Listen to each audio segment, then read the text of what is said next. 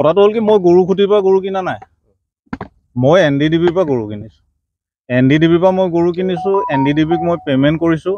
মই গৰু আনিছোঁ ধৰক 2022 এপ্ৰিলৰ 1st তাৰিখটো ইমান মনত নাই, কিন্তু ধৰক আমি গৰু ইয়াত নোৱাইছোঁ, তাৰমানে গৰু বিহুৰ আগত আৰু প্ৰথম চোৱাতে আনিছোঁ। তাৰ পৰা আপোনাৰ পে'মেণ্টটো খালি অলপ দেৰিকৈ কৰা হৈছে, কাৰণ কিবা চৰকাৰীভাৱে তেওঁলোকে কিবা আলোচনাত আছিলে, গতিকে তেনেকৈ আনিছোঁ। মই 20জনী গৰু আনিছোঁ। 20জনী গৰু আনিছোঁ। মই পে'মেণ্ট মোৰ একাউণ্টছৰ পৰা কৰিছোঁ, গতিকে মোৰ তথ্য আপোনাৰ নথকা নহয়, মোৰ তথ্য আছে। মই আপোনালোকক তথ্যখিনি দেখাব পাৰোঁ, মই মোবাইলতে দেখাব পাৰিম। এইটো চাওক, মই আপোনাৰ পে'মেণ্ট কৰিছোঁ 5/4/2023 NDDBক। মোৰ চেক নাম্বাৰ এইটো। মই NDDBক ডাইৰেক্টলি পে'মেণ্ট কৰিছোঁ, গতিকে NDDBৰ পৰাহে মই গৰু লৈছোঁ। এইটো ক'ৰ পৰা গৰুখিনি ক'ৰ পৰা আপুনি? মই ৰঙিয়াৰ পৰা আনিছোঁ, ৰঙিয়াৰ ষ্টেচনৰ পৰা আনিছোঁ। সঁচা কথা ক'ব গ'লে আচলতে কি, আমি 3জন, মোৰ বন্ধু ইয়াৰ লগত আছেই ইমাম, আৰু মইনা আছিলে। মইনা আচলতে আজি নিজৰ মাটিৰ খেতি ৰুই থকাৰ কাৰণে তেওঁ আহিব পৰা নাইকিয়া। আমি আচলতে গৰু ফাৰ্মখন 2021 চনতে আৰম্ভ কৰিছোঁ।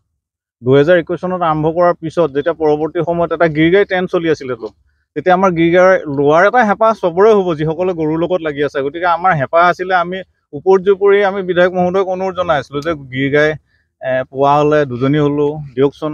আমি তেনেকৈ অনুৰোধ কৰিছিলোঁ। তাৰ পৰৱৰ্তী সময়ত যেতিয়া এই গিৰগাইখিনি আহিলে, তেখেতে আমাক ক'লে যে তোমালোকে কৈ আছিলে যে নিয়া, আমি 10জনী গিৰগাই আনিম বুলি ভাবিছিলোঁ, কিন্তু তেখেতে ক'লে নহয় 20জনীয়ে গিৰগাই নিয়া তোমালোকে। তেতিয়া অৱশ্যে দামটো অলপ প্ৰথম বেছি শুনিছিলোঁ, আমাৰ অলপ ভয়ো লাগিছিলে। আমি 20জনী তথাপি আনিলোঁ। আনোতে আমাৰ লগত, আমি নিজে আনিছোঁ দেই, আমি গাড়ী লৈ গৈছোঁ, নিজে আনিছোঁ, ৰঙিয়াৰ পৰা আনিছোঁ। আমাৰ লগত এই বাবুল নাথো গৈছিল, তেখেতো আনিছে, কিন্তু তেখেতৰ দুৰ্ভাগ্য গৰুখিনি সৰহখিনি গৰুৱে মৰিলে। বাকী আৰু তেওঁ চলাব নোৱাৰিলে, 2-এজনী গৰু তেওঁ কাৰোবাক বিলাই দিলে, কিমানজনী আমি নাজানো বাৰু ইমান। এতিয়া আমাৰ গৰুখিনি আমি অনাৰ পিছত সঁচা অৰ্থত ক'বলৈ গ'লে হয়তো ক্লাইমেটছৰ কাৰণে হওক, গৰুৰ অকণমান পিছত শুনি আছোঁ, আৰু এতিয়া শুনি আছোঁ বাতৰিবিলাকত যে গৰু কিবা বেয়া আছিলে, তেনেকুৱা কাৰণতে হওক, বা আমাৰ ইয়াৰ চিকিৎসকসকলকে আমি ব্যৱহাৰ কৰিছিলোঁ। গৰু পইচা দিয়াৰ আগতেই মানে প্ৰথম পৰ্যায়ত অনাৰ কেইদিনমানৰ পিছতে 3জনী গৰু ঢুকাইছে, তাৰপিছত 1জনী 2জনী এনেকৈ আমাৰ কেইবাজনীও গৰু ঢুকালে। তথাপিও যেতিয়া এগ্ৰিমেণ্ট এটা আমি কৰিছোঁ দিম বুলি, আমি আৰু 20জনী গৰুৰে পইচা দিছোঁ। এতিয়া কিমানজনী আছে? আমাৰ এতিয়া ইয়াত 10জনী গৰু আছে।